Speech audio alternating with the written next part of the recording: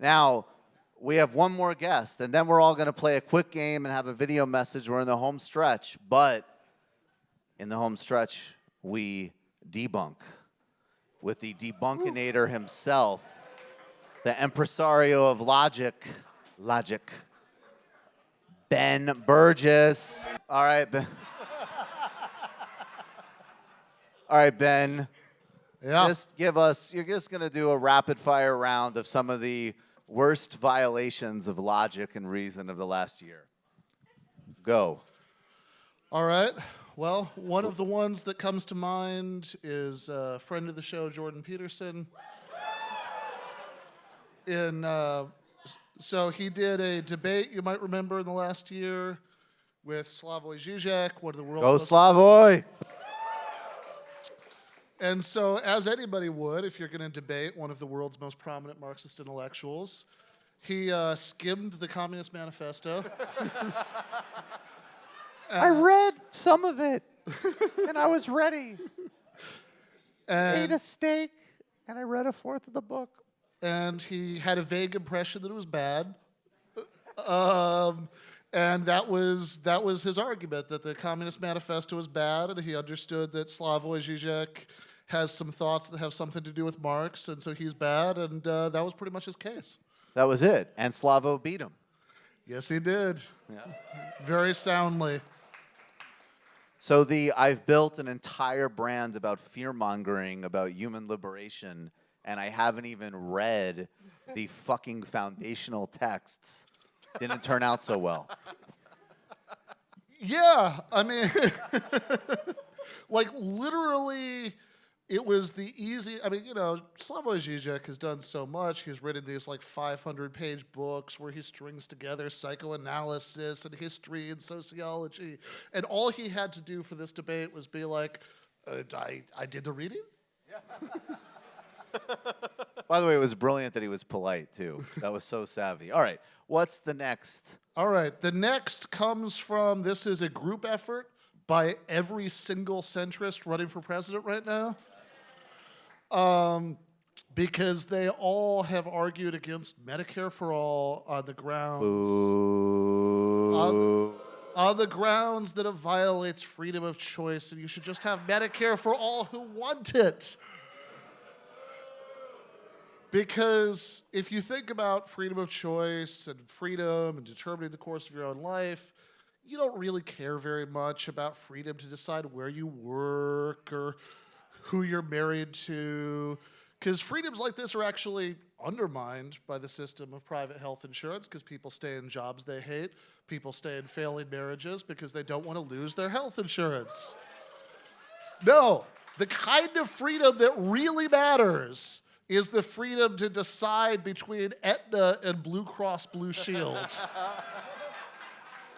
That's the kind of freedom that defines you, that you get to make that choice. You can wait on hold for customer service to explain to you that your kid can't get chemo treatment, and you feel freedom. Yeah, well, you have to keep in mind, these are two entirely different customer service representatives that you could be on hold with. Right. Well, freedom. Yeah, exactly. Corporate bureaucracy is freedom, according to Pete Buttigieg, Amy Klobuchar, Joe Biden, and Elizabeth Warren. I'm sorry. The whole Rube Goldberg healthcare thing is not working. We need to try to do this. No. She's there, as our friend in New Hampshire would put it, she's there in principle. She's a lefty from way back. Not that much back. Way back. 10 years or more. Ben, and look, props for those 10 years. No, props for those 10 years, but when you say, like, I don't know, I mean, I might think that this is important because lots of people are going to die if we don't have it. And so when somebody says, oh, they totally support, I'm with Bernie.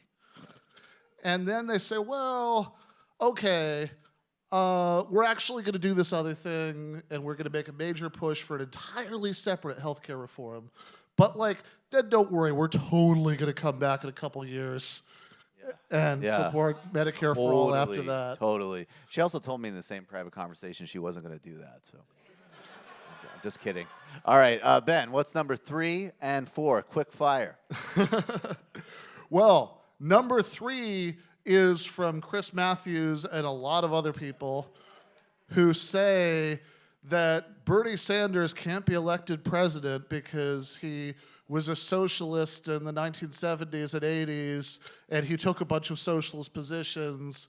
And I think he reminds Chris of somebody he interacted with at an anti-war rally once. I was at a protest in 1969, and there was groovy chicks, and I opposed the war, and I wanted to meet a girl named Starflower, but I still loved Bobby Kennedy and John Kennedy, and I hadn't met Tip O'Neill yet, but I loved Tip O'Neill, and Ronald Reagan spoke to the country. And then there was this Jew selling newspapers. It was like a multi-level marketing scheme, and I just said, "Oh my God, you can oppose the war in Vietnam, but it doesn't mean that you talk about corruption." Bernie, be careful, Bernie. You're interrupting my imaginary friends. And on the subject of why Bernie can't win, to bring us to number 4. I know we just talked about this a couple days ago, but I literally cannot get over it. It is incomprehensible to me why everybody in the world has not mocked David Frum for saying this. I thought you meant for everything. That he said, this is in The Atlantic, you could read this, he really said this, that if Bernie Sanders is the nominee, Donald Trump is going to run against him by talking about Bernie's, and I quote, toxic masculinity. Totally. I don't think this guy ever even read Bell Hooks. He's so quick to anger, folks. So quick to anger. Yeah. But then you ask, he says he's pro everyone's rights, but then you say, how do black bodies feel in his spaces? The whole thing's ridiculous. He didn't mention the Kambuki River Collective one time. He didn't mention it. And yet he says he's a feminist. But he says he opposes racism, but then you say, what about an intersectional body language expert, Bernie? The whole thing's a disgrace. I was just talking, it was very interesting. I was just talking with Bell Hooks on the phone, and she had some very different ideas about Bernie. It was very interesting if you talk to the intersectional working groups. They had microaggressions like you wouldn't believe. Total disgrace.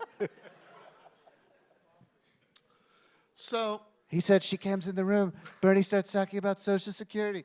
And she said, are you going to ask me about my lived experience? I don't think so. Bernie doesn't ask about lived experience. It's toxic. It's toxic, folks. All right, we need to build a wall that will electrocute people. Time for the other part of my speech.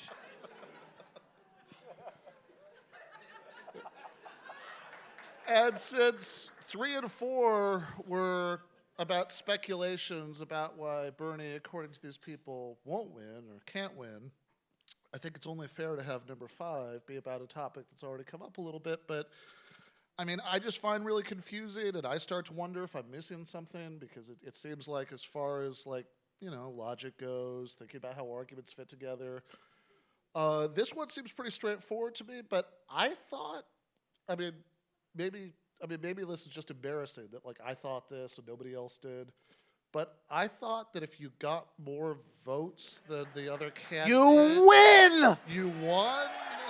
Because Bernie won Iowa. Is that not how that works? As Pete Buttigieg said, at the risk of sounding simple-minded, I think we ought to, whoever gets the most votes wins. He said that 3 months ago. Ben.Burgis, you are the absolute best. We love you. He's the host of The Debunk. You can hear him every week. Check out Give Them an Argument, Logic for the Left.